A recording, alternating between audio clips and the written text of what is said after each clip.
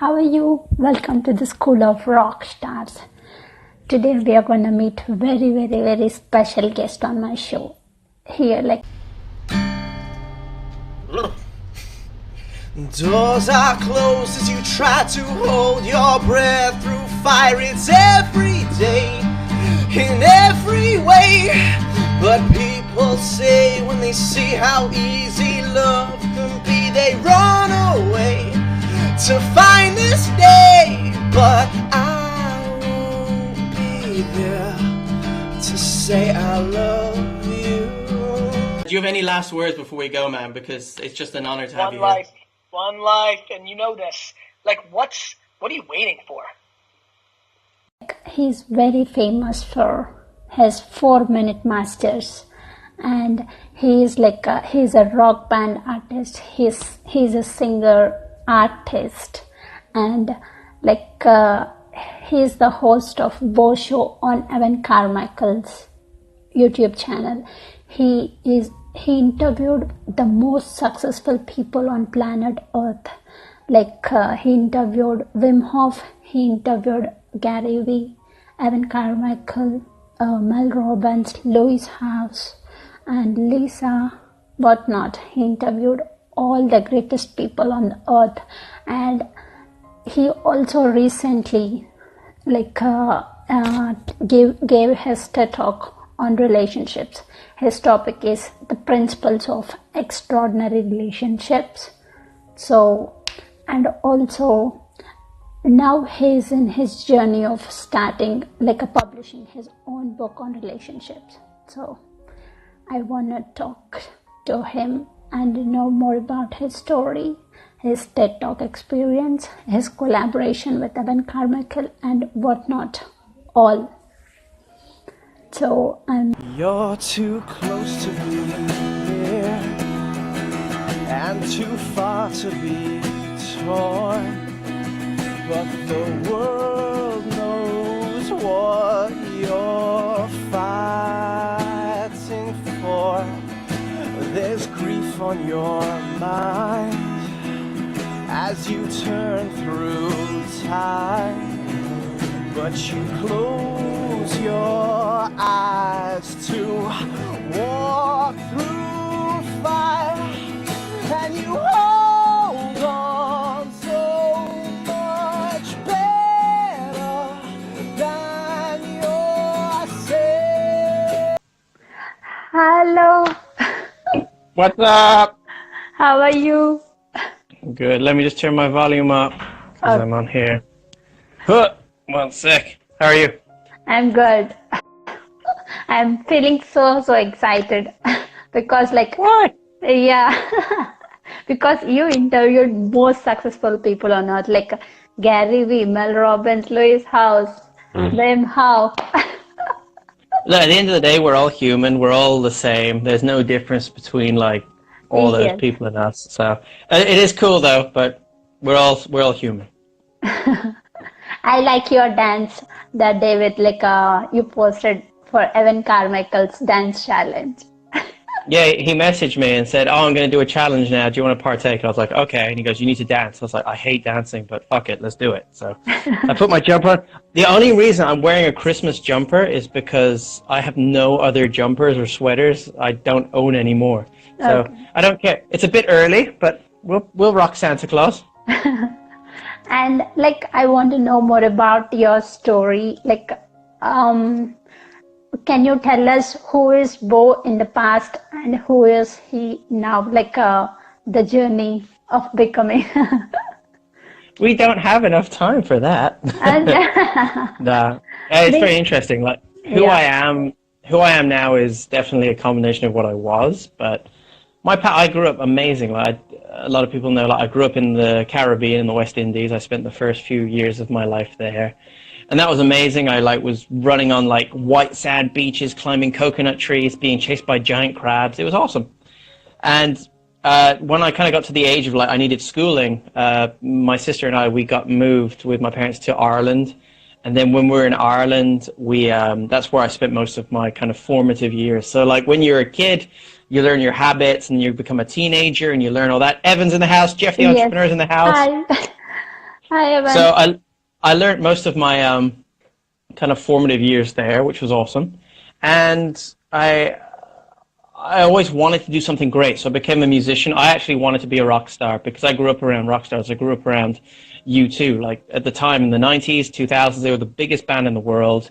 And to grow up around them and have them in my life was amazing. And to see the impact they made on people really made an impact on me, so I wanted that same impact. I wanted to literally contribute a giant page in the book of life instead of a word or just a letter. So I became a musician and I toured around and tried my best, and I did well, and I still play music. I love music, but never quite got to the point where I was able to change the world with it. And then my whole life fell apart, which sucked. I lost everything. I became homeless overnight. I had literally went from like being able to do anything in the world to nothing, had no money. I was living on the street. I was home, everything. It was a nightmare.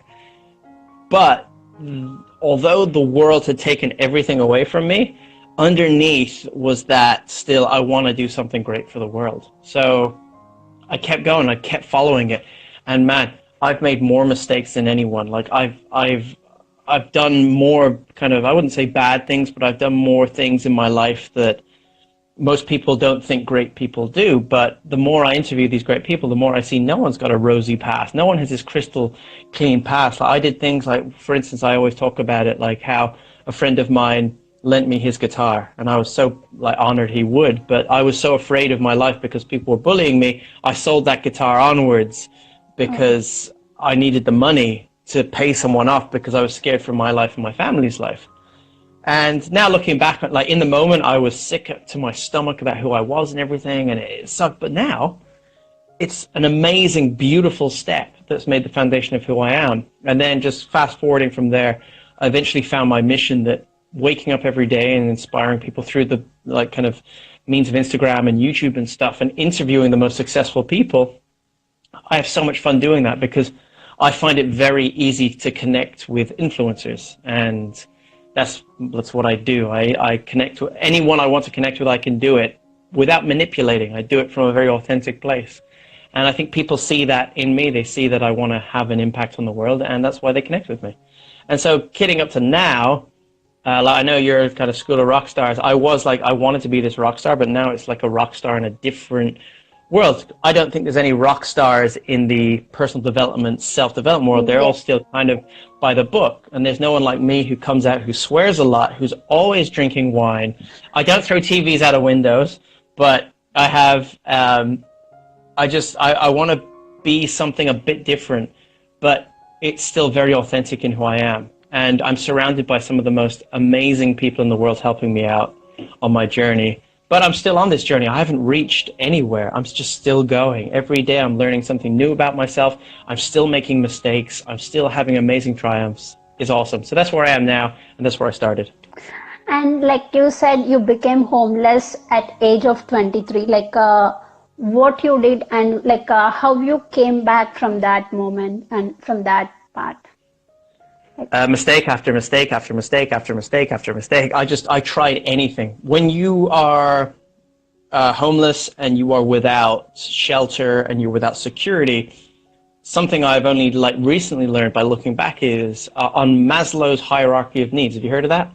No. So it's this hierarchy of needs of what it takes to kind of get to kind of self-fulfillment and enlightenment in a way. And the bottom level is security and shelter. And if you don't have that, you're basically lower than the animals. And for myself, being homeless and not having anything, I had no security, anything. So everything you do, every action you make, every word you say, every intention you have is out of a place of complete survival. So I was living in survival mode because I just wanted no more pain and I wanted to get to the next moment. And everything I was doing, and it took me a long time to realize, wait a second, in this survival mode, I was burning so many bridges because I would overstay my welcome at some people's places. I would take more than I was offered. I was just doing anything to survive. And in survival mode, you can't make meaningful relationships. You can't think clearly. And it takes a lot to change that. And for me to get out of that involved me literally cutting ties with my entire network of people, moving country and starting again. And from that starting again, I saw, wow, I was in survival mode, but now I'm safe, I can relax. And then I built from survival mode up. And that took about 8 years. Most people think it was overnight. I used to be a guy, I don't know if in America or wherever you are, we have a shop over here in London called Harrods. It's one of the most famous shops in the world. It's where the millionaires and billionaires shop. And I used to be able to go there and buy anything, and it was awesome. I had a great time. My first ever job was working in Harrods, serving people like who I used to be. So that was a huge reality shock for me. But no, it was incredible to have that in my life, and I'm now at a place where I'm much further along than I've ever been before. I'm much happier. I have everything I want. I have the foundations to build the empire that I want to build moving forward. Like when you started your 4-minute masters journey, that's your first thing, right? Like that's the foundation for you. Kind of.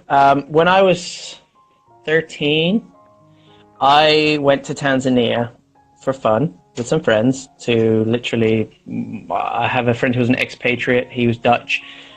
They owned a tea plantation in Tanzania, and we decided to go and spend a few weeks with them. And when I was there, I took one of my dad's books, and that book was Unlimited Power by Tony Robbins. I read it. It changed my life because I realized anything's possible. And then when I got home, at the back of the book, there was like this email address, and it was like tony@anthonyrobbinscorporation.com or something like that. I can't remember. But I emailed him, and I said, Tony, I'm 13 years old. I've just read your book. I want to take over the world. And then about 6 months later, Tony Robbins emailed me back, and he said, I'm in my hot tub. I'm replying to all my emails now. I've been around the world teaching, but finally I've got some time, and I want to take the time to thank you personally for emailing me, and I hope you're doing well, whatever you're doing, and I look forward to meeting you one day in person. And that was kind of the first moment I went, wow, someone who I respect has reached back to me. Because at this time I was growing up around people like Bono, and like huge names, and they didn't have that impact because although I grew up around them, my respect was there in my world. It wasn't like Anthony Robbins, who I saw like changing people's outlooks in the world. And so when Tony Robbins emailed me back, I went, okay, that was the first seed. I didn't know what I was going to do. So me playing music was, I wanted to do something to inspire people. Like if I was to play a note on a guitar or sing something, and it changed someone's day, I've changed the world. And I thought that was incredible. And it took many years. It actually took kind of a point of crisis where I didn't know what I'd do. I finished with a band. We were going for a while. It wasn't working out. And I'm a huge advocate of the kind of the spiritual uses of marijuana. So I got really high one day, and I was walking in my local park, and I sat there just kind of going, okay, where is my life? What am I doing? And within seconds, the kind of lightning bolt hit me saying, 4-minute masters, how many times have you been on Netflix and all you're doing is just scrolling through what to choose? You're not choosing anything. Why? There's too much choice. You're not taking that. People's attention spans are too short. So Bo, as I don't know what you want to call it, God, universe, whatever, is like, you need to do something where you take the wisdom of the incredible people in the world that people aren't getting, put it into 4 minutes and put it into the world and see what happens. And I was like, okay, cool. So I went home. I found my way home eventually. And I literally just got to my laptop and I was like, okay, if I could have anyone as my first guest in the world, who would I want? And it was at the time that I was doing the Wim Hof method, and I emailed Wim Hof. I found his email. And I emailed him and I said, hi, Wim, my name's Bo. I've started a new channel called, and I was there going, what the hell am I going to call it? 4-minute masters. Yeah, that works. Started this channel. I'd love to interview you for 4 minutes because I believe what you have could change the world, and I want to be a voice to amplify it. Within 20 minutes, he emailed back saying, awesome, let's do this. I'll see you in half an hour. And I was like, what? Oh, I don't have a webcam. I don't have a microphone. I don't know what I'm doing. I don't know how to record a conversation on the computer. Like I was screwed. But I found a way. And if you go into like, I've changed it. It's no longer 4-minute masters. It's just Bo Hawkins on YouTube. If you go on there now and look at the Wim Hof interview, I literally I backed myself into a corner against a white wall because I was trying to be like, oh, nothing behind me and we can do that. I didn't have a microphone or anything. And it's like so amateur. But even now I look at it, and even though it looks dated, the intent, I can still feel my intent watching that going, I wanted to do the right thing. So 4-Minute Masters, I'm still doing 4-Minute Masters. We're still working on some stuff. However, as you know, I'm doing the Bo Show with Evan, and that takes a lot of effort. I don't know what happened there. Yeah.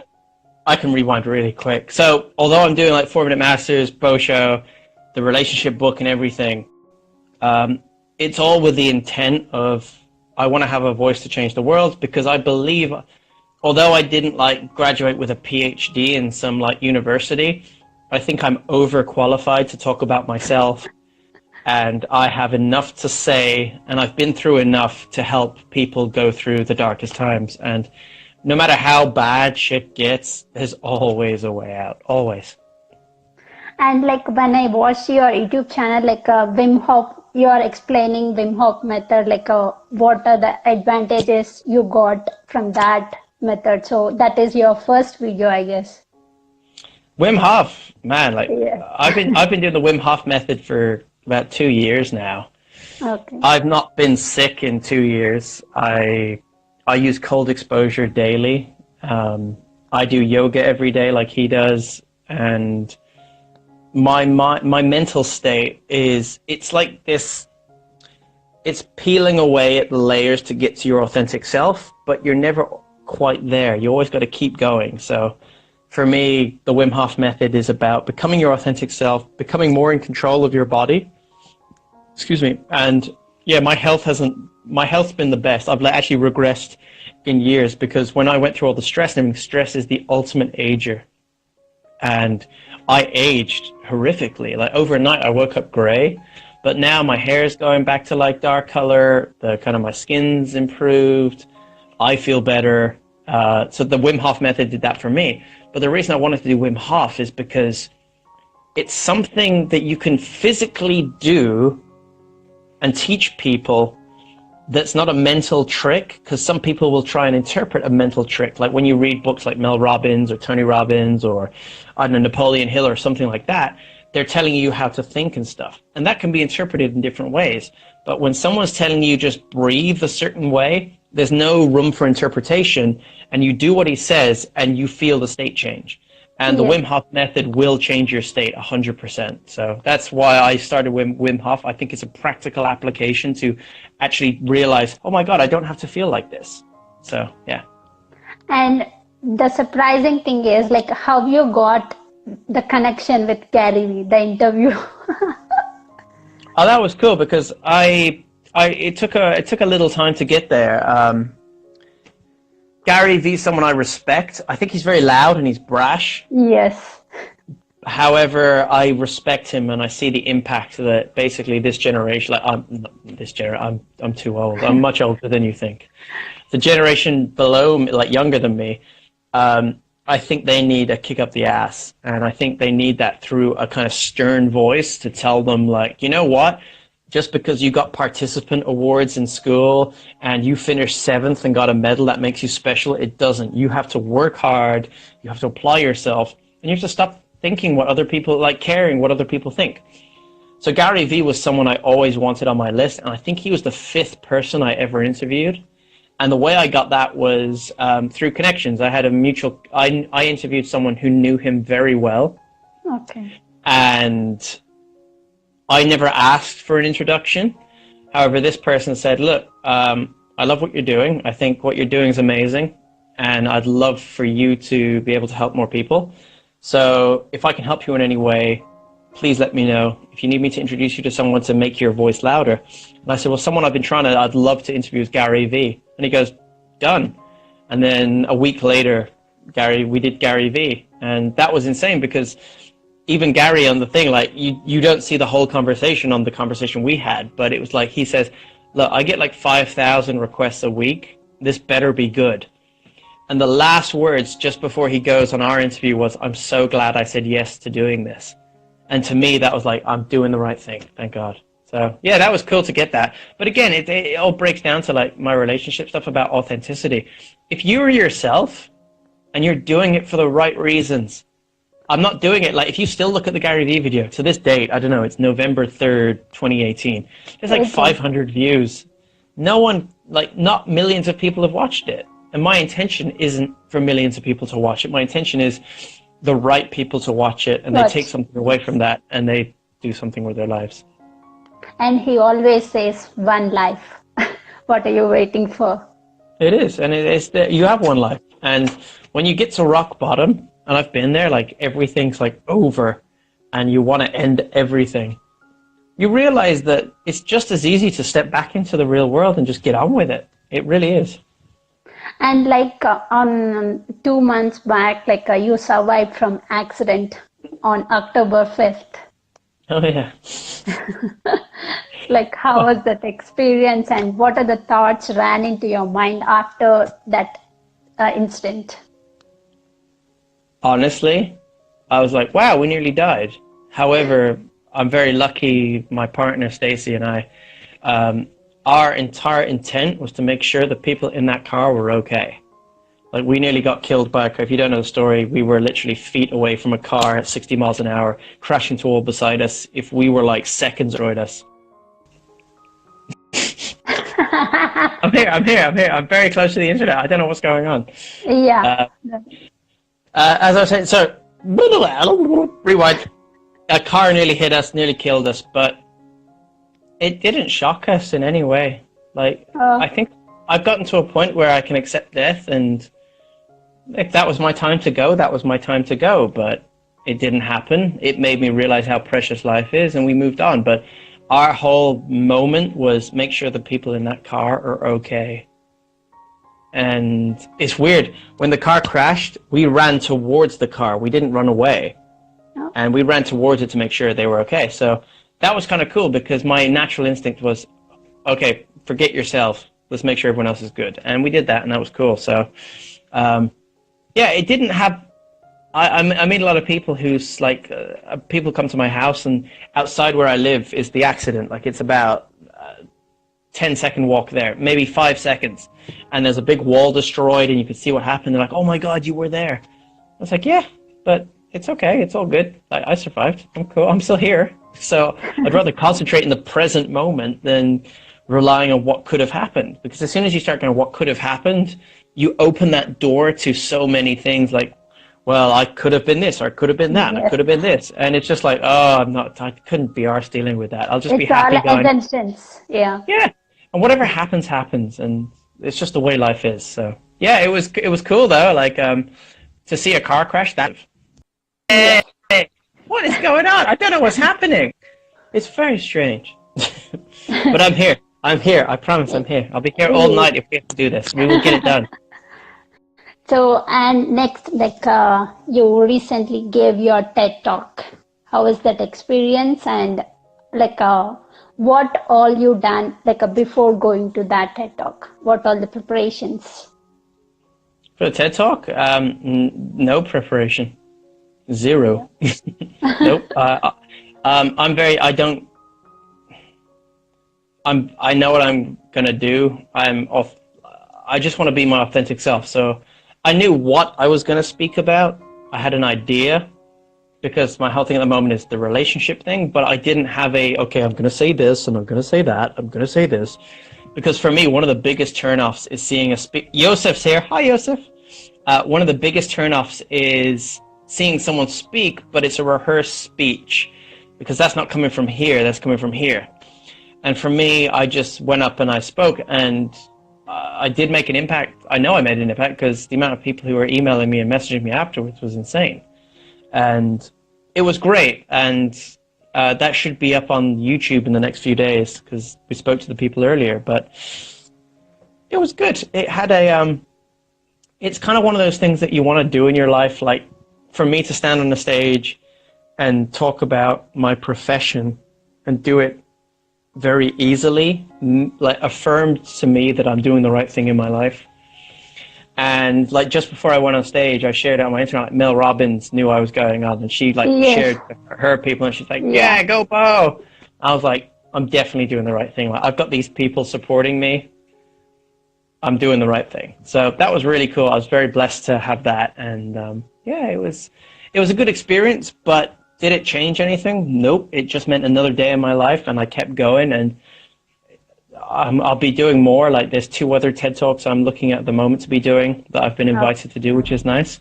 And yeah, it's just exciting to like be able to do a TED Talk. Like you applied for that, or what is the process? I don't know exactly. Someone heard about me, and then they invited me. Oh, okay, got you. But I think I applied about 8 months ago to a year. But this wasn't on relationships or anything. It was about my 4-minute matches and my story, and no one got back to me and stuff. And then I started doing the 1 by 1 equals 3 stuff and started pushing out. And then really weirdly, like, I set an intention to the world, like I wanted to do a TED Talk because it's just awesome. And then 2 weeks later I got it, and I was like, oh, that's easy. And like, when are you publishing your book? We want to read that. I'll be doing that next year. Like, there was a big debate among myself and many people that, am I going to self-publish? Yeah, so like self-publish, or do I go down, like, because I can easily go down the big publishing route because of like my history and the people I grew up around with. Like, these are big names. It's a lot of money. Like, we're talking millions and millions of dollars that I could get because of who I grew up around. And that's cool. However, after speaking to one of the people on 4-Minute Masters, and we had a really great chat about it, she said to me, that means nothing. You're still you. You have more to give than that. Keep your rights. And that means no one's going to censor you. No one can misinterpret what you say. You're going to be in control. And then I was like, cool, I understand. So I decided, okay, I'm going to self-publish it and do it right. So I'm going to self-publish next year, and that'll probably be like early 2019. Okay. But the kind of campaign up to that hasn't even started yet. Like, I've just finished draft 1 of the book. I got a few people reading it, giving me notes. There'll be a few more drafts to get it right, and then we'll do the press campaign and get like enough people aware that it's coming out. So it's going to be exciting. It's about relationships, if you don't know, and the kind of the formula to have extraordinary relationships, and how I connect with the greatest influencers in the world, how I have the most amazing relationship with my partner in the world, how I have the most incredible friends. There's a formula to it. It is not just luck. There is a way that everyone can duplicate that if they're aware of it. So that's what the whole book is about. And like, what is the formula that 1 into 1 is equal to 3?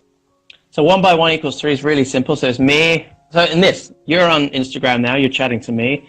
This is a relationship. So the 1 by 1 is myself is me. The other 1 is yourself. That's 1, 2 ones. And the 3 is you plus me plus the relationship. The relationship is a separate thing. So in this, for instance, I'm not talking to you. I'm talking to the relationship we have, which will grow. So that relationship includes your channel, your Instagram, your kind of fan base and things like that. So as that grows, if I was to speak to you, I would do it more privately, and that would be something else. However, that would be a different kind of relationship. But this is a more public relationship, and that's something that is there. And even if you're like in an intimate relationship, by knowing that the relationship is a separate entity, all of a sudden, you are your best self, they are their best selves, and together you're feeding the relationship. And that relationship, the more you feed it, the more it feeds you. So myself and Stacy, for instance, my other half, she's amazing. And we both are 100% honest with each other. There's no holding back.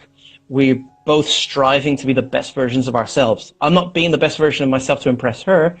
I'm just doing it for myself, to be like the fittest I can be, the most knowledgeable I can be, everything. And she's become the best version of herself for herself. And then the other principle is being able to have self-respect. So I respect her, she respects me, yet we respect each other. And we know that a relationship is a place to give. So in our relationship, all we do is give. You just try and give to the other person. We don't ever try and take from each other. We don't ever try and take from the relationship. We just give to the relationship and give to each other. And as that goes on, what happens then is you realize it grows and it grows and it grows. And no matter what happens in their world, it's not going to shake you. No matter what happens in your world, it's not going to shake them. Yeah. Which means this unshakable person is there to assist you when times get hard. And we have had tough times. We've had horrific times. And there's always been someone there. And every kind of like, I love video games. I love video games. I love my PlayStation. Every time you get to like another level, you become stronger. And every time you hit a test, you kind of advance to that next level. And we kind of look at it that way, that you get stronger, your character levels up because you've gone through a hard time or a boss level, and you get there and it keeps going. And I've been teaching this now for about a year, and I've had like private clients and private people I've been helping doing it. And like one of these people, for instance, was single. They didn't know how to get a girlfriend or anything. And now, a year later, they've moved in with like the love of their life. They've got an apartment and they're happier than ever because they're applying the principles from this relationship thing. And it's really great to see that on such a small scale. So if I can magnify that to the world, it'll be amazing. So that's why you're writing your book. Yeah, I'll be doing the book, and I'll be doing the plan is as well to do a kind of speaking tour around the world to inspire people. Literally to hold, if it might be in a Starbucks, it might be in an arena, I don't know. But whoever wants to learn this, I want to be there to be able to give them. And that's what I want to give back to the world, because although I had a really shitty, like bad time in my life, the world still gave me some great stuff. So yes. I feel I have to give back. So my relationship with the world is I want to give back. And like how you collaborated with Evan Carmichael, how that happened and when that happened? So long ago. Evan's my boy. I speak to Evan like every day now. That's weird. How did we start? I reached out to him for 4-Minute Masters, and then we did an interview. And it went well, and then the interview went on for like an hour and a half. We spoke for a long time, and then after that, he said, let's keep in touch, let's keep working together. I don't know how, but let's see what we can do. And then his kind of co-worker, Lily got in touch with me, and Lily goes, hey, Bo, we've not met, but I'm doing this thing, I'd love to chat with you. So Lily and I connected, became best friends, and then Evan and I were chatting, and we were always looking for something I could help assist what he's doing in the world. And I said, well, why don't I take 4-Minute Masters to like a bigger platform? So 1.7 million people, let's do it, man. Let's interview these people. So like I've been quite close with Mel Robbins for a while. So we got Mel Robbins on the channel first because that was easy. And that was really cool. We had an amazing interview with her. Then something we've had like Tony Horton from P90X. We had Lisa Nichols. We had Lewis Howells. We've got Simon Sinek coming up. We've got David Goggins coming up. We've got Anthony Robbins coming up. Like it's growing, which is awesome. And it's because like this platform. But we connected because he saw me from my authentic self and went, hey, he just wants to add value. And then I saw Evan and I went, wow, Evan's cool. He wants to like help people and add value to their lives. It's a perfect match. So that's how. And we met for the first time in person last month before September. Yeah, for the workshop. Yeah, we were in the workshop together. That was cool. Yeah. And we had a lovely time there. We had a great conversation. I have a feeling that conversation was recorded and is going to be on his YouTube soon. Okay. Because I just remember Danny and Brahim were in the room, and now I'm seeing people who had similar conversations, and their videos are coming like, oh shit! I said some things I might regret in that. But no, and I met some amazing people, and it's this whole like I'll be at the I'm going to be at the next workshop, and I'll be actually working. I'll be presenting at the workshop a brand new module for Evan, which is something that I wanted to do to give back. I wanted to. Evan's helped me so much. How can I give back to you to help people? And my skill set is, I don't think there's anyone better than me at relationships in the world. It's not being egotistical. However, I think I've literally, I struck gold. And I don't want to keep the gold to myself. I want everyone to be rich. So I believe I understand relationships better than most people. And it's the number one thing. There was an amazing interview with Dominic D'Agostino, I think his name is. I might get his name wrong, but he was on Tom Bilyeu's Impact Theory recently. Okay. And he's a dietitian and talks about ketosis and how diet helps your life and you can live longer. And at the end of that interview, Tom said to Dominic, okay, Dominic, if you can give me one piece of advice to live till I'm 180, just one thing I can change in my life, what would it be? And I think Tom was expecting him to say, like, don't eat sugar or don't eat bread or stay in ketosis. The guy said, have extraordinary relationships. Awesome. And I was just like, no! I knew. I was like, I knew I was right. And this interview came out like 1 week ago. Yes, I follow him on the stories, like Tom Bilyeu. Yeah, and I saw it and I was like, oh man, thank God someone, like, more people are understanding what I know. And now I have the means to have these extraordinary relationships and teach people how to do it, not just in their love life, but with their family, their friends, their businesses, their clients, everyone they interact with. I have, like, that's what the book's about. And so I got so excited, and more people I'm reading about are saying, yeah, relationships, your network is the most important part of your life to living a long, successful, happy life. So, yeah, but backtrack. The reason I just reached out to Evan, and I think he sensed my authenticity that I wanted to change the world. However, I wanted to change the world through using my voice publicly. I wanted to be public about what I was doing, and that's why we became friends. And we speak most days, and it's really cool to have someone like that in my life daily. And yeah, he's just like, he's everything you see on YouTube and you read about Evan. He is 100% exactly like that in person. Like, I can't explain that enough. As soon as you meet him, he's exactly what you think he is. He is that authentic, that compassionate, that loving. So it's really cool. I want to get your book as soon as possible. So I'll definitely, once the first draft is, like, people have read it, I'll send you the second draft, no problem. Sure, like, I want hard copy. I'll buy it. I'll pre-order it. Thank you. And, like, what are the changes you did in your schedule or in your routine after workshop, Evan Carmichael's workshop? No changes. Okay. No, I was literally confirmed that I was doing the right thing. However, I always loved yoga, always loved it. And about 6 months ago, I tore my Achilles tendon and I couldn't do yoga anymore, which hurt me. And I felt my mind went away with that, which sucked. So that healed, and I've been doing yoga again for the last month and a half. And I've been meditating longer and more in depth every day now. Sam Harris recently released an app for your phone where he walks you through a meditation course. And Sam Harris is an incredible neuroscientist guy, just knows the kind of practical applications of meditation.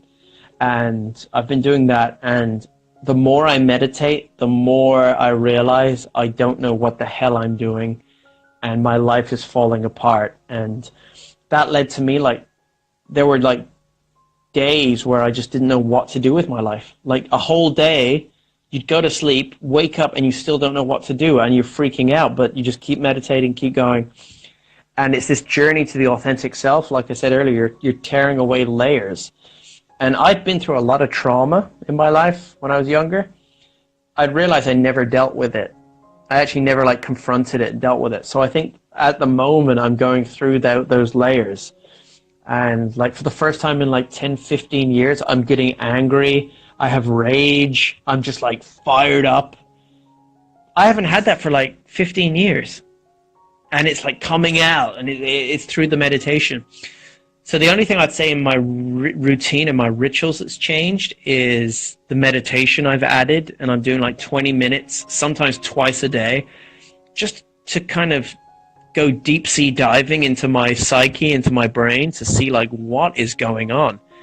There's so much more that is happening than I realize. So it's a lot of fun. It's terrifying. It's like, it's so scary, and I wouldn't recommend anyone do what I'm doing, but it's so scary to kind of come face to face with yourself and to be terrified of it. So Yeah, that would be my only difference. But I'm still reading. I'm still working out every single day. I still eat incredibly well.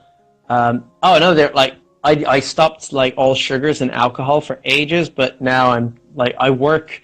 Like that's another thing. Like I think this is misconception on Instagram that everyone who's on Instagram doesn't work and this is all they do. Fuck no. I work fucking hard. I work every single day, and I work for a wine company, so I sell wine, which Awesome. so. But as a result of like working with wine every day and like training up to like those high levels, I love wine, and I'm tasting all the time. I'm learning about it, so I'm back to drinking wine. So that's one of the only things that I do apart from the meditation that's been changed in the last few years, last few months. And also, like, what are your next projects? So you're working on a book, and you're working with the events workshop. I don't know. I'm just going with it. I'm having a lot of fun doing what I do. I have a few not secret. I have a few things that are happening at the moment that I've not brought to light because I'm still like, I'm baking them. I'm setting them, and that's going really well. However, I'm learning to live in the moment and to enjoy my life for as it is now, because I think we get so drawn up in what the future is going to be, and we're not there yet, so we're not good enough now, or the past, and the past is this, and we live back there. We don't live in the now. So I'm learning that more and more now. I'm in no way like a complete project. I'm not going, yes, I have a lot to teach the world, but I'm not at a place where I can say that I know everything. However, I'm very lucky to have a network and a little black book of people who I get to interview and talk to every day who do know the answers, who can help me. So I'm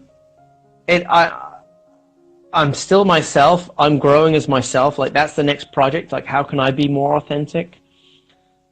I don't think I've taken the business side seriously enough of what I'm doing. Like, my authentic side is like, yeah, I just want to give to the world and help people.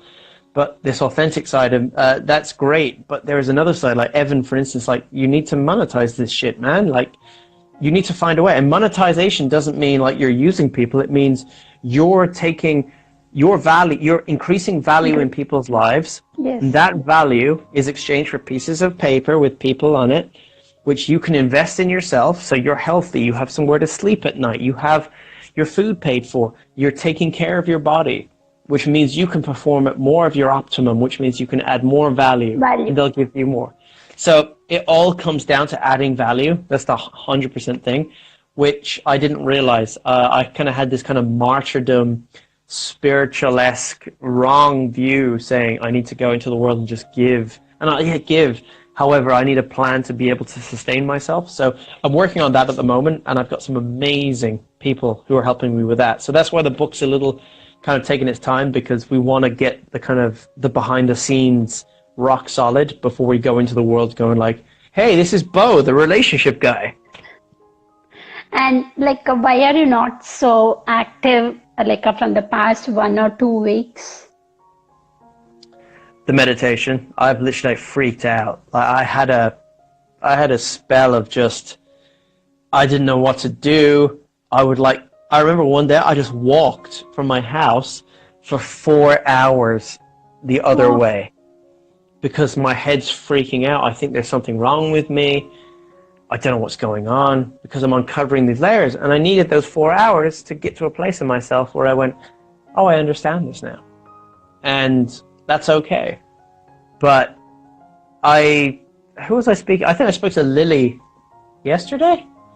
And yeah, because people are messaging me. You're not the only one. People are messaging me going, you're not online anymore. What's going on? Where's your quotes? Where's the quotes, Bo? And I'm just like, I'm growing myself first. I don't have all the answers. I'll come back to it. But one of the main reasons is I've been working on myself harder than ever. And it's been really intense. Like, the more I'm doing the meditation, the more I'm doing the yoga. Like, the other day I did yoga and I nearly put my fist through the floor. I was so angry doing something. and I don't know where there was no actual thought to the emotion of anger. So there was no connection. I couldn't go, I'm angry at my father, or I'm angry at this. It was like, I have pure rage within me now that has come up through the breathing and the tearing away of layers. It is something I haven't dealt with. I don't know what it is. I need to accept it now and just feel this. And I literally just had to stop my yoga and just sit there for 10 minutes and be like, just fuming. And then I went back into it. I was like, that's amazing that you can feel like this, because I realize I'm not my emotions. Mm-hmm. However, it's like, I would call an emotion like someone who knocks on your door, and you open the door and they're there and they're trying to sell you something. And if you keep closing the door, they're going to keep knocking. So the best thing to do is open the door, listen to them, and then be like, no, thank you, or yes, come in. And that's up to you. And so for me, it was that I kept closing the door in that anger, and I opened it, and then eventually I listened to it, and I was like, wow, you're loud. You're so loud. and then everything was okay, man. Everything was cool. And the last few days I've relaxed a bit more. I felt better. There's still like a little bit there, but that's fun because I want people to see that part of the journey with me, to realize you're not alone. Like, to see me going through shit and to me going through like anger and rage and depression and stuff, we all go through it. I'm dealing with it with an applicable, I have a way to deal with it. I want to show you the steps of how I'm dealing with it, so when you get there, you can deal with it and know you're going to be okay at the end of the road. Because I think most people go, I'm going to try this, but I don't know if I'm going to survive. And I want to be the guy saying like, look, it's going to be rocky, it's going to be like a plane flying, and it's going to do this, but you're going to be okay. So, yeah, that's why I haven't been online. It's just my head is just messed. Like, what are the most favorite books of you? Like, my favorite books. 3 books. Unlimited Power by Anthony Robbins, Napoleon Hill's Think and Grow Rich, and David R. Hawkins' Letting Go. I'd say my favorite book of all time is David R. Hawkins' Letting Go. You can get it on Audible. It will change your life overnight. 100%. If you go, okay, I'm going to die tomorrow. I can only read one book now. What is that book? And it's not Harry Potter. It's Letting Go by David R. Hawkins. Trust it will blow your mind. I got it on Audible. I still listen to it at least once a week because there's always something small in there I've missed and I want to get it. And I believe the reason I'm as successful as I am now is because of that book.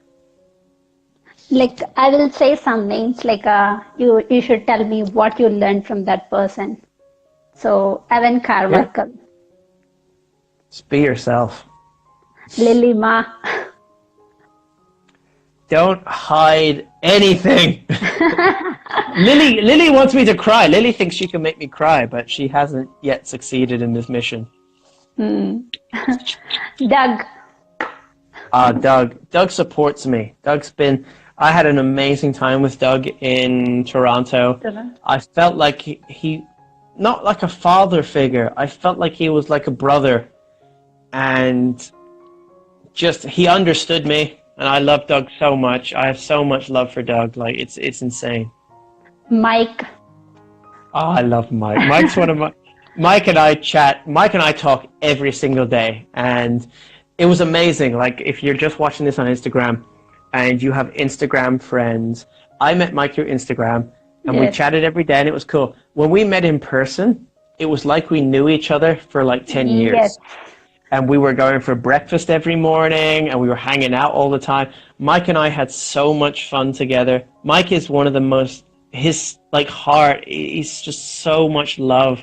I love Mike so much. I'm so like happy. Like, and every day, Mike's like job is to make me laugh and I make him laugh. And every day, like Apple. Yeah, we're not allowed to share our like conversations because they're too just like people will be like, what is going on? But yeah, Mike makes me laugh. And Nina? Oh, Nina's lovely. Like Nina was, when I went to Toronto, Nina, I missed my first flight. I had an issue. I couldn't get there on my first flight. And Nina was there to help me make sure everything was okay for when I arrived. Nina, and like when you meet them, like hopefully you're going to be there in May. When you meet Nina and you meet Evan together, you're like, oh, there's no one else in the world for each other. Like, they're perfect. And Jason J. Rice. Oh, J. Rice. J. Rice made me. J. Rice is my personal. J. Rice is my dirty little secret. He's J. Rice is the person I go to for advice I need when I know that I don't want to be told what I want to hear. I need to be told what I need to hear. And that's cool because he can say anything to me. I don't believe in political correct. Like, I'm the most un-PC, offensive person you're ever going to meet. Like, ever. I know. That's me. However, it's from a complete place of love. I have no malicious intent. Jason is the same. And that's why I think we get on so well, because we both have the same outlook. Like, in this world that we're in, where there's so much, like, everyone likes to be offended, my personal belief is you should be able to do, say, and be anything on this planet as long as you're not malicious and you're hurting someone else. That's it. And if your intent is not to hurt someone else, it does not matter if they take what you're doing and use it to hurt themselves. That's on them. And it's like Dita Von Teese said, like, you could be the world's greatest, juiciest, ripest peach in the world, but there's always someone who doesn't like peaches. So no matter how much your authentic self you're going to be, there's always going to be someone who doesn't like you. And that's okay. You just got to accept it.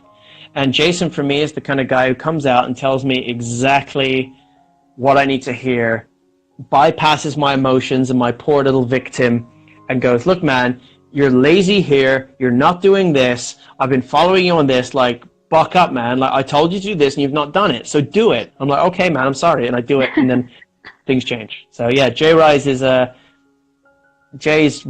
helped me probably more than anyone, to be honest. And you interviewed some guests on your foundation. So Tommy, what you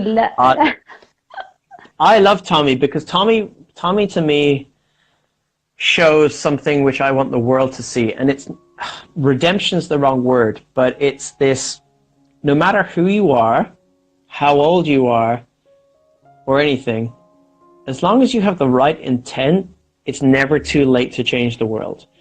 And I think there's this image in the world right now that you got to be like 19 years old and you got to look like Taylor Swift or Justin Bieber or some shit like that, and that's the voice that changes the world. No.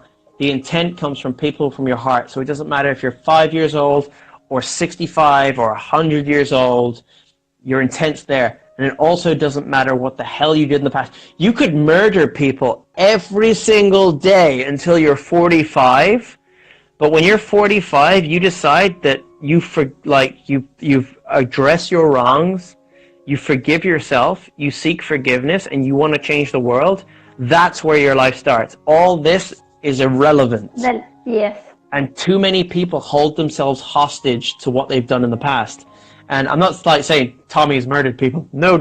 What I'm trying to say is, like, I know Tommy had a tough time for a few years. Yes. And to see what he's doing now proves exactly what I'm trying to teach, that it doesn't matter who you are, how old you are, where you are right now. Like, the only thing that exists is the now. You cannot prove the past exists. You cannot prove the future exists. Only the present moment exists. And your intention within that moment is what defines you. So when I'm meeting people like Tommy, and they want to kind of coach people and they want to help people, they have my full support because in that moment they're authentic. So from Tommy, I have so much respect for what he's doing, and I still support him to this day. Tony Mosey. Mosey's awesome. Mosey's great. Mosey is, I can see with Tony that I can see a struggle with him, that he doesn't know his voice for how to change the world yet. However, again, his intent is incredible. And no, Vinya Sharma, the past does not exist. Don't argue with me. I think with Tony, I spent a lot of time with Tony in Toronto. And the guy, just the way he speaks is just, I don't know, as an English person, I'm like, I love it because he's so articulate and he means what he says. I love it so much. And I just want him to find his lane, his road, his rail track, whatever that is, to get his message out. Because right now I just feel he's doing a few different things. and that's cool, but I don't think he's quite got there. But his heart is insane. Like, Tony and I spoke, we did a foundations, but we spoke a lot before and after, and the guy has just, if more people could hear what he was going to say, it would change the world, definitely. And Jose Angelo. Jose is a beautiful person that, again, I met with in Toronto. We played, we shared a moment in karaoke, which was like a bonding session. And Jose proves that you can do what you love in your life and pursue it. So Jose is doing his filmmaking, he's doing his documentary and stuff. But Jose, like, you will be when you do come to Toronto. Evan's back. Hi, Evan. Yeah. Hi, Evan. Jose and Evan will agree with this. Jose is the guy, is the glue that keeps the group from Toronto together. So no matter when someone's wayward or someone's having a hard time, Jose is the guy who's there, who's saying, guys, look, we're having a meeting this day, let's do this. How are you doing? I want to know how can we help? And Jose is there for everyone. He's like the people's people. He's just an amazing guy, and it was really cool to see him and Doug together recently in California. Oh man, some of those videos made my heart melt. I wish I was there. But Jose is just a beautiful person. And like one of the person is commenting here, right? Vinay Sharma. Like, I chatted with him like last week. He is going through some. He had some problem with his life. He's going through love failure, and also he's addicted to alcohol and cigarettes, it seems. So maybe you can help him. Yeah, if he wants to message me, just message me, dude. Like, if you're watching this, message me. Any way I can help, man. Like, I don't know all the answers, but if I can't help you, I know someone who can. So yeah. Evan's back. What's Evan? Evan loves Jose. He's coming back as well. I'm there as well. Oh, this May is going to be amazing. RJ, you got to be there this May. Like, you're going to meet me in person. You're going to meet Jose. You're going to meet Doug. It's going to be the greatest festival ever. And like, lastly, what advice you give me? My advice would be a question like, what are you trying to do? Like, I'm I'm opening myself. Like, in the past, I'm not this confident. I have like all fears in me, and I am very good at studies and my education. I have like I'm the topper of the college, but I don't have that confidence to speak to the people, to speak to my teachers confidently. I think that my language is not good, my English is not good. So with all that assumptions, I didn't came out of my comfort zone. So I want to be that shield for the girls in my community, because in India, we don't have that encouragement, especially for girls. Okay, well, I think just off the top, what I'm encountering a lot recently, with the way the world is, I understand that there's a lot of feminine movement and there's a movement for feminine parity. But what I would say, my advice to you would be realize there are also, for every shy girl, there's another shy guy. And instead of being the voice for the shy girls, be the shy voice for everyone and empower as many people as you can with your message, because that's empowering. And then only later when you've succeeded and you've hit your dreams, will they realize oh, you're a woman. Like, it's weird. From the way I've grown up, I don't really see gender. I don't see race. Like, I thought I was black until I was 7 years old. I know that sounds weird, but I grew up in the Caribbean. I grew up in the West Indies. There was no understanding of color difference. And I'm in the UK. I'm in England. The top 2 jobs in this country are run by women. The Prime Minister, Theresa May, is a woman, and the Queen is a woman. But no one sees the gender, and that's growing. So my advice, just small bit, which I'm trying to I've always been, I think you might have heard I did a rant a while ago, I'm anti-equality, I am pro balance and harmony. And balance and harmony will create the true equality. And I think we've got the equation wrong. So if we're looking for equality first, it's like kind of eating your dessert first and then having your main course, then your starter. It's got to be the other way around. You need balance and harmony. And in that harmony and balance, then will come true equality. And I think what you're doing is amazing. Include everyone, though, in it. Don't just try and be a voice for females. Be a voice for everyone. Because you know what? I remember when I was small, I haven't always been this extrovert. I'm not actually an extrovert. I'm an introvert. I don't like crowds. I don't like being around people. I don't like public speaking. I don't like it. I even like just kind of speaking my mind isn't naturally who I am. But my love for what I do puts me in those situations. And I have to. And I make the most of it. And I love it.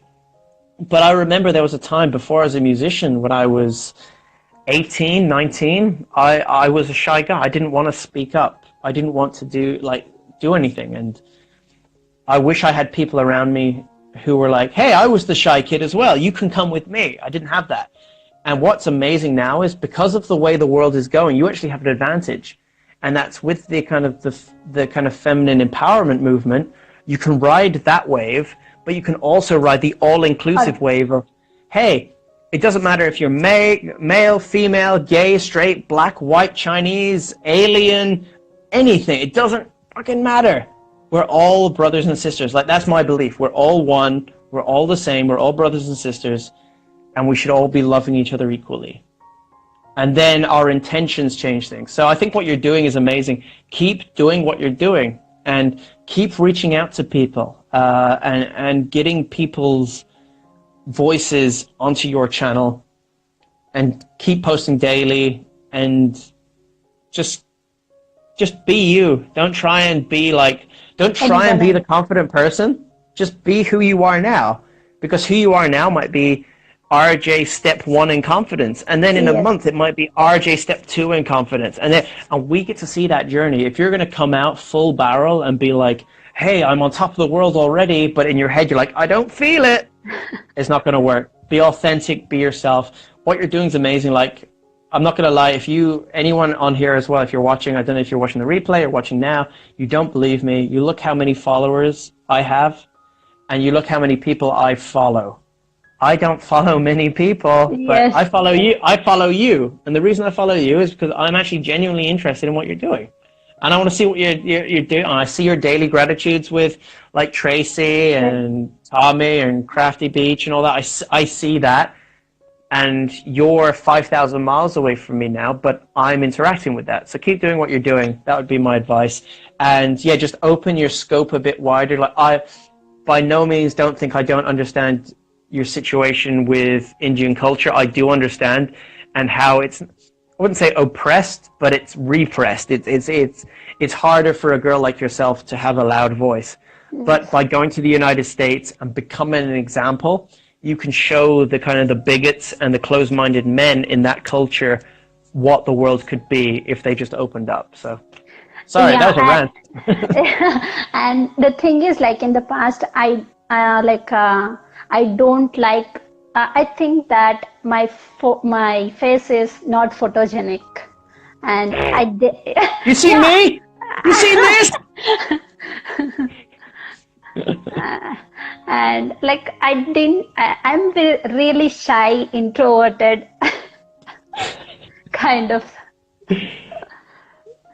Look, you're gonna care more than anyone's gonna care about yourself. Like, there's an amazing phrase I heard a while ago that changed my life, and it's one of the few phrases that you read in a book that changes your life, and it was, age 0 to 25, age 0 to 35, you care what people think about you.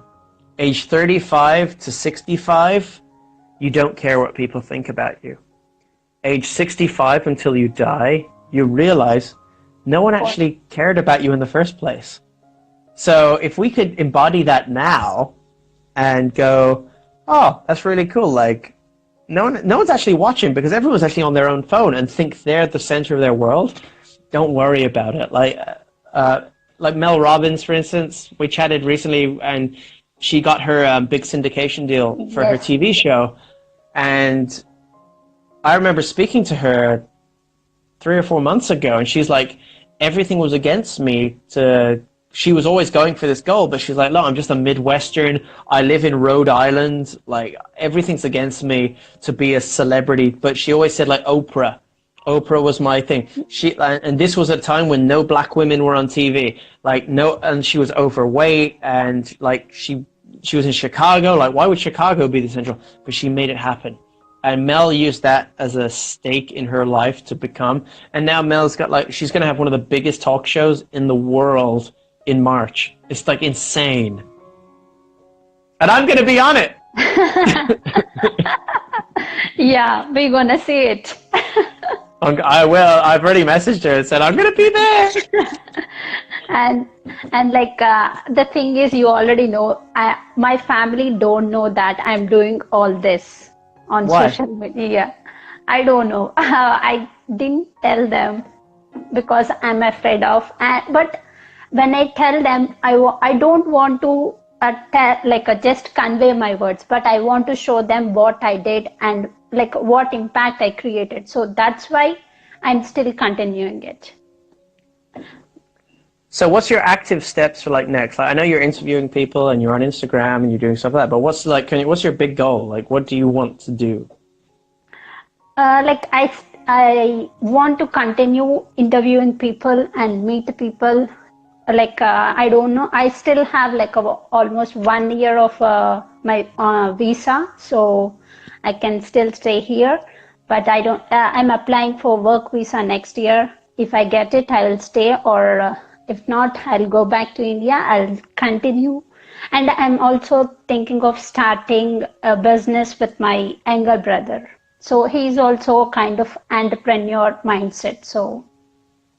All right, one piece of advice I'll give you right now is, since you're in America and you're there now, I know that Evan is going to he's touring like 50 states. Yes. In January. I thought, yes. Okay, so if you get your act together, and I mean that in the sense of like, you go, okay, so I want to sit down with Evan, do a proper interview. I want to do it in person. I'm not going to do it on Instagram. I'm going to do it with like a camera crew. I want to do it perfectly. Plan it now. Message his secretary. I'll give you the email of her later, and I'll help you every way I can to do it, because it could be a really good step for you, because I know you're authentic. You're trying to do what you're trying to do. And I'll email Evan as well and let him know what's happening. He'll be like, what's going on? But if you are serious about this and you want to do this, Evan's an amazing voice to have. Now, if you can get, like, I know you're in Austin. Yes, I'm in Austin, Texas. Austin's I used to, when I was a musician, I played South by Southwest a lot. Okay. And it's the greatest music festival in the world. But Austin is one of the most creative cities on the planet. I promise you will not have a shortage of getting a camera person and a microphone person. And you don't need to pay them, you just need to tell them what your mission is, and the right person will come for you when your mission's right. And set a goal. So when Evan is in that neck of the woods, like, he might not be in Texas, he might be like slightly north or something, and you've got to travel to do that. But say, dude, I want 30 minutes of your time. What will it take? I'll do whatever it takes to get that. And there's enough people on your social media that I know who will back you up. If you need every single one of us to email Evan independently and say, get RJ an interview, give RJ an interview, we'll all do it. But if you believe that... Yeah, this morning I contacted him. Yeah, so if you believe that that's a way forward, great. My only advice is, you get one shot at this. Have, like, the right ammunition, if that makes sense. Like, don't just go into it and be like, let's see what happens, woo! Go into it well prepared, knowing every single question, have it rehearsed, get your camera crew ready, know how you're going to shoot it, how you're going to light it. You sit down, you're in and out, you're respectful of time. If it's 30 minutes, it's 30 minutes and you get out. If he invites you for like 45 minutes, that's amazing. But if it's not, doesn't matter, you're out in 35 and you do your best. And with that piece of content, you could change the world. And it's only like, it sounds crazy, but it takes one video of amazing content. Like, it's not how much you post online, it's the quality. And if your content is good enough people will watch it. And if you can invoke an emotional reaction out of that content, you're going to win. and I believe in you. I know the people on the channel like who follow me believe in you. So if this is something that's going to like kind of take you to the next level, let's get it done. And let's kind of go, okay, cool. Let's make RJ a fucking star. Let's make it happen. Thank you so much. Whatever you need. And that's the thing, like you're doing something as well. Like I do watch your other interviews. I know I come in and spam sometimes. I'm not spamming. I like my funniest thing. Yes, but I love the way you speak and make the fun you generate. I really love it. For me, life is so much better when people are laughing and having fun. It's so much better when people are having a good time and they're laughing.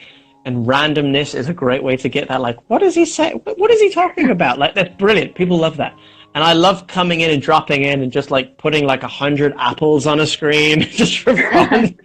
It sounds random, but the cool thing is like, I'm not, like, there's no maliciousness here. Yes. There's no, it's just like, and I remember speaking to Michael after your interview with Michael, and he's just like, you're the craziest guy in the world. I was like, I know. What else can I do? But, no, sorry, really backtrack. My advice to you would be keep doing what you're doing. Don't be afraid to ask for help. And make sure you're going to ask for help for the right people, not the people who are going to tell you what you want to hear, but what you need to hear. And so, like, if you want to do interview stuff and you want to interview successful people, like, I'm not being an ego, but I'm the guy to speak to about that. I know how to get that. So come speak to me on Instagram or Skype me or whatever. I'll tell you how I do it. I'll tell you how to light it, everything you need to know. And if there's something I don't know, I will put you in touch with the right people. So yeah, ask for help and keep doing what you're doing. I know it's only early days, but you can jump so many people by taking advice from the right people. And like, I don't only do successful people's interviews, but I also want to tell the stories of Crafty Beach. I did Tommy T, all the people who are becoming and are now starting their journey. Well, I started Foundations. You saw that sound. My dog wants water. Yes. I need to give my dog some water. 1 second.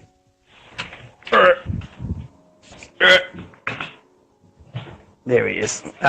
So you saw that I did Foundation Stories. And the reason I started that is because I realized I started meeting so many incredible people in the world. And like the most incredible stories were not from these celebrities. They were from real people. And I was like, why the hell am I not interviewing these people and just having them on my channel? And I don't have a big voice, but I'm growing, and like the quality of my audience is great. Like I have great people watching me. I don't have big numbers, but that small number is a really beautiful quality. Yeah. And that's why I started doing that. But I also realized by interviewing Gary Vaynerchuk and all these big names, it allows me to use their light to put light onto the other people. Yeah. Yes. And unfortunately, like if you're only going to go interviewing people in small circles, the problem that is it keeps it within the small circle. Okay. But by interviewing the big circle here, and then you got your small circle here, they start to turn into one. So for instance, if I'm interviewing, I don't know, say I'm interviewing Lynn, and we're doing an interview, but you're watching a Gary V video of mine, but on the corner in the YouTube thing here is like suggested viewing, and it's like a Foundation story. There's an association there now. So you've got someone who's got like 500 million followers. Yes. And you're meeting someone who you've never heard of before. And that's what I want to be helping doing. So as much as you're doing like the small stuff, also aim for the bigger stuff, because it's their spotlight will allow you to shine light on the people that you respect, whose voice you want in the world. Thank you. Sure. I will do that. You will see. And as well, it goes without saying, like, any way I can help you, please just ask. Don't ever be afraid to ask. You can even be like, Bo, I want to speak to Gary Vaynerchuk. And I'll either, the worst I can say is no. No. But that's it. Another thing I realized, I have more rejection than success in my pursuing successful people to interview.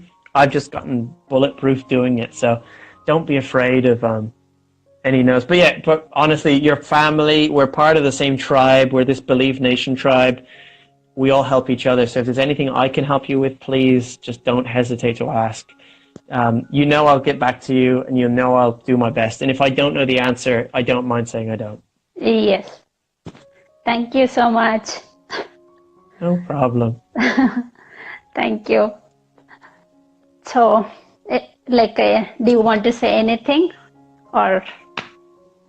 I talk too much. That's my problem. If you're watching this, guys, my number one piece of advice would be just continue on a journey of trying to be your authentic self. Stop worrying what people are thinking about you.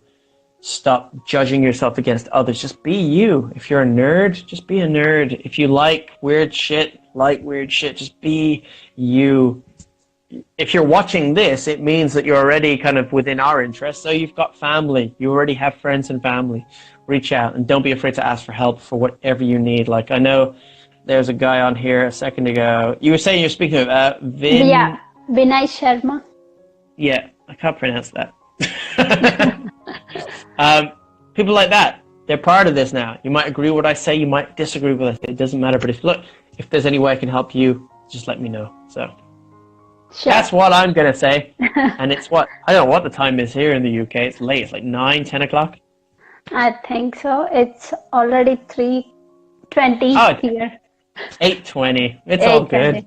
Yeah. But look, thank you so much for having me on your... Thank you for having me on here. I've wanted to do this a while because I love watching your show. Every time your show comes on, I always do watch it. And it's always good what you're doing. But keep doing what you're doing. Keep refining what you're doing. Sure.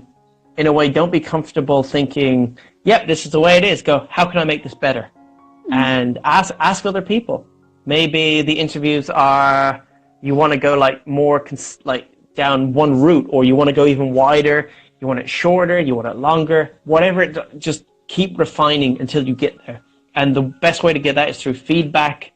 And I think I know you post a lot, especially in your stories. Ask for the feedback and you'll get it. Don't just say, oh, I hope this goes, just say like, fucking, hey guys, I know you watched my last video with Bo, or you watched my last video with Tommy. What did you think? Give me your worst comments. Like, how could I have made that better? If you were me, what would you have done? And then people love going, yeah, you could have done this, or you could have done that. People love doing that. Yes. And take it. Go, awesome. You don't have to agree with everything they say. However, something might spark something, being like, oh, I'll do this, or I'll do that, or I'll do this. So. Awesome. That's all I got. I'm out of knowledge. Send me some proper, he's asking you something. Send me some proper 12. I don't drink whiskey, brother. I drink wine. I'm a wine guy. Today I'm drinking an Australian Tempranillo, a New World. No, I stopped alcohol for a long time because I don't like drinking. But wine and food, it's a beautiful thing. So yeah. Vinay Sharma, contact me if you need help. RJ said you're going through a tough time. Don't worry, brother. I've been there. If you need help, I'm your man. Let me know. Thank you so much, Bo. Thank you. Thank you.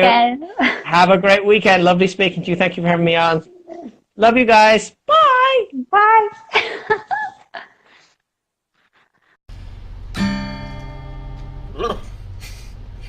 Doors are closed as you try to hold your breath through fire. It's every day, in every way. But people say when they see how easy love can be, they run away to find this day. But I won't be there to say I love you. And I'm way too shy just to say it's true. Oh, don't sail away tonight. This world's got more for you. Don't ever be denied. It's almost over.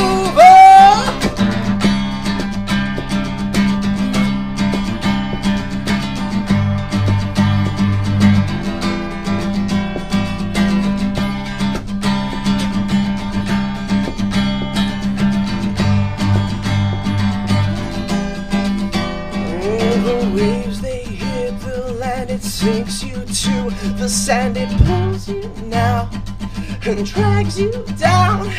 But people say when they see how easy love can be, they run away. But I won't be there to say I'll help you. Yeah, I'm way too shy just to make it through. Don't sail away tonight. This world's got more for you. Don't ever be denied. Like,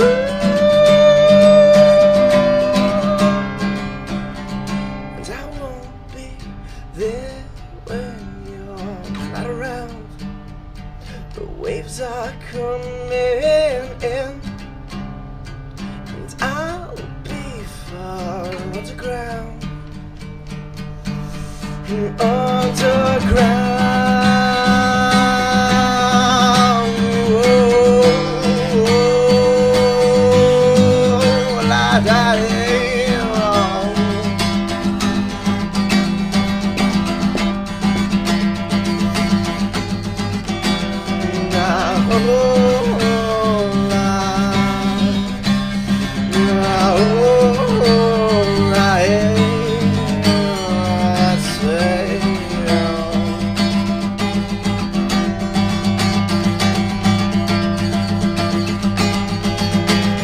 Don't sail away tonight. This world's got more for you. Don't ever be denied.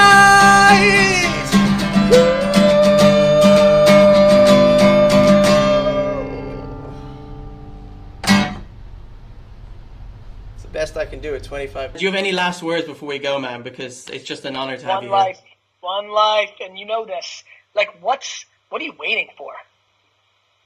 Hey guys, it's the Bo Show, and today's guest is one of my favorite people in the world. If she was here, I'd give her a big hug. It's the sensational